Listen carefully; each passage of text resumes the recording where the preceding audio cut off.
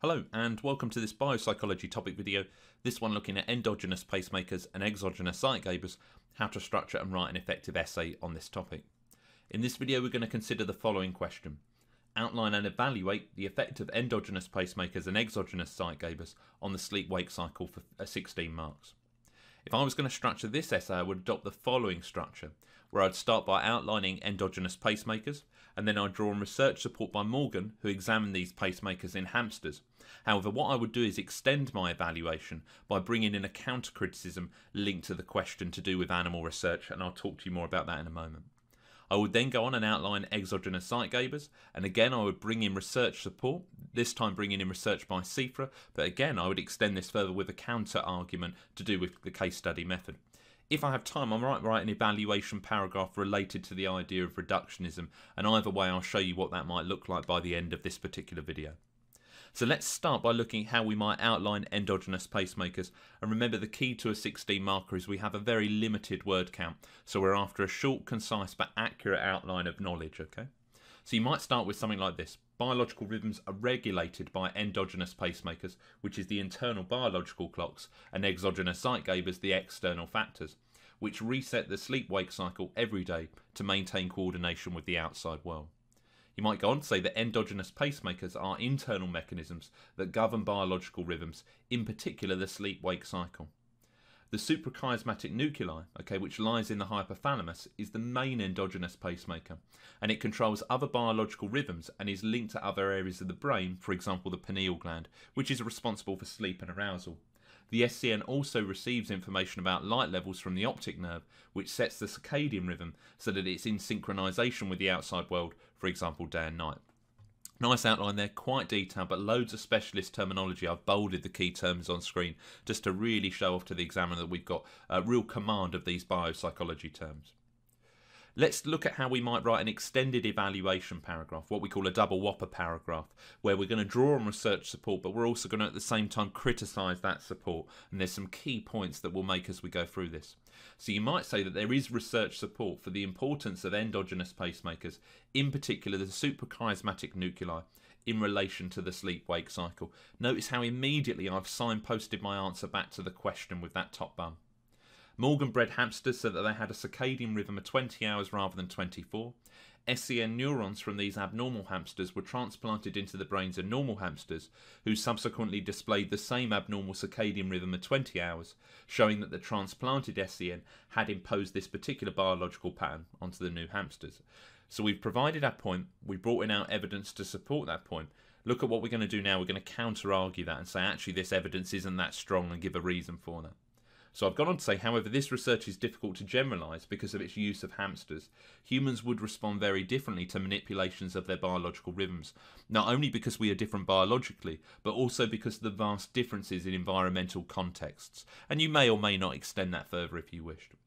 When it now comes to the bottom bun, which is what you might call the explanation, the link back to the question, and you need to explain why all this matters, we now need to develop a justified conclusion. So look what I wrote here. I've said, while this research demonstrates the importance or the significance of the suprachiasmatic nuclei and how endogenous pacemakers impact biological rhythms, again, for example, the sleep-wake cycle, the research is carried out on animals might not be able to explain the role of endogenous pacemakers and the sleep-wake cycle in humans.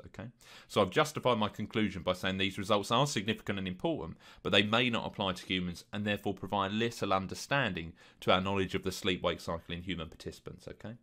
Very, very meaty, excuse the pun, paragraph there, but you can see how we've really crammed in 2 evaluation paragraphs for the price of 1, and that's important. Now let's look at what we would do for the exogenous Zeitgebers bit. Remember, this is the second half of our outline, and I'll show you the whole essay at the end. So here we might say another important influence on biological rhythms is exogenous Zeitgebers, and these can be described as environmental events that are responsible for entraining the biological clock of an organism, in this case humans. These can include social cues, such as mealtime and social activities, but the most important Zeitgeber is light, which is responsible for resetting the biological clock each day, keeping it on a 24-hour cycle. That's our outline. Let's again go on to the research support. So remember what I said here, we're going to now bring in Cifra's research support, but again we're going to criticise the use of a case study method. So let me show you what that looks like. Again, notice highlighted on the screen how I've signposted this knowledge back to the question, or this evaluation back to the question. So this time around I've said there is research support for the role of exogenous Zeitgebers on the sleep-wake cycle. When Seifert returned from the underground stay with no clocks or light, he believed the date to be a month earlier than it actually was, which demonstrates the importance of exogenous Zeitgebers on the sleep-wake cycle. Okay. However, Seifert's case study, and this is where I'm going to now bring in my criticism, has been the subject of much criticism. As the researcher and sole participant in the case study, there are severe issues when it comes to researcher bias and the potential lack of generalisability to the wider population. So again, we've stated our point, we've brought in the evidence to support that point, but we've criticised our evidence, and now what we need to do in this bottom bum is justify a conclusion. So what we're saying here is, again, therefore, while these results, or this result in this particular case, suggests that the 24-hour sleep-wake cycle was increased by the lack of exogenous Zeitgebers and highlights the impact of the factors on a biological rhythm.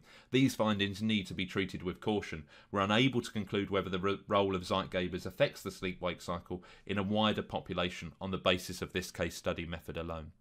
So these two really extended what we call double whopper paragraphs really are providing us with 4 evaluation points for the price of 2. Okay, and that would be enough at this stage, I'd imagine, to achieve a top mark band 4 response in relation to this particular question. Okay. The final point, I just want to demonstrate how we might take the idea of reductionism and bring in the concepts of reductionism to evaluate this essay. So you might say, however, despite all of the research support for the role of endogenous pacemakers and exogenous Zeitgebers, the arguments could be considered reductionist for overly simplifying a complex human phenomenon. So the sleep-wake cycle is clearly a very complex behaviour. For example, it could be argued that the sleep-wake cycle is influenced by other people and social norms. For example, some people would argue that sleep occurs when it's dark because it's a social norm and it's not acceptable for a person to conduct their daily routines during the night. Not to mention the fact that actually you go to school during the day, shops are open during the day, and actually it makes conducting life very difficult if you wanted to reverse your rhythm. So therefore, maybe it's a social explanation. Therefore, we could argue that the research discussed, so the studies we've looked at, could be criticised for being reductionist, as they only consider a limited range of factors, for example, endogenous pacemakers or Zeitgebers, and fail to consider other divergent viewpoints, suggesting that our understanding and the effect of endogenous pacemakers and Zeitgebers is limited. And look how I've really just used the wording of the question at the end there to conclude this essay, okay? There's the entire essay. I've placed the entire essay on screen, and it's worth noting that this essay is slightly longer than what we would expect for a 16 marker. However, what I was trying to do here was demonstrate lots of good technique, including an issues debates paragraph that we might use. And your task is really to take an essay like this and see how you might condense it into a manageable word limit. So the knowledge section's about right, but the evaluation is a touch on the long side, so just be aware of that. I hope you found this video on essay writing useful. Again, thank you once again for watching, and goodbye for now.